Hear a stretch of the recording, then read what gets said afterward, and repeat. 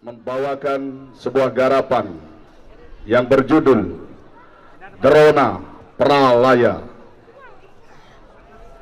Alkisah di medan perang Mahabharata, seorang guru Drona mengamuk dengan dahsyatnya. Beratus-ratus pasukan Pandawa gugur di medan perang. Dalam keadaan seperti itu, Krishna bersabda kepada Arjuna, jika perang terus berlangsung dan Drona tetap memimpin Korawa, Pandawa pasti hancur. Satu-satunya jalan adalah dengan cara mengabarkan bahwa Aswatthama, yakni anaknya sendiri, telah gugur, maka Drona akan bersedih dan tak berdaya. Mendengar berita tersebut, dengan putus asa dia meletakkan semua senjatanya, melepaskan pakaian dan atribut perangnya, kemudian duduk bersila di keretanya untuk beryoga. Pada saat itu Prastajumena datang berlari dan melompat ke arah kereta Drona sambil berteriak nyaring, mampus engkau Brahmana. Dengan sekali tebas ia memengal leher Drona dan memancarkan cahaya kedewaan. Dalam peristiwa tersebut, penata terinspirasi untuk mengangkat karakter guru Drona yang memiliki jiwa kesatria dan berwibawa, serta rela mati demi sebuah kesetiaan. Karakter tersebut diinvestasikan ke dalam sebuah tabuh beleganyur dengan menekankan teknik permainan olah vokal dan sentuhan koreografer untuk menegaskan karakteristik yang berjudul Drona Pralaya. Penata tabuh IKD Sugiarto SSN MSN atau Gus Solir. Penata gerak Ikomang Adi Pranata SPD MSN. Hadirin Dewan Juri, para penonton sekalian, mari kita sambut bersama-sama. Inilah penampilan nomor Uni 02 Drona Pralaya. Selamat menyaksikan.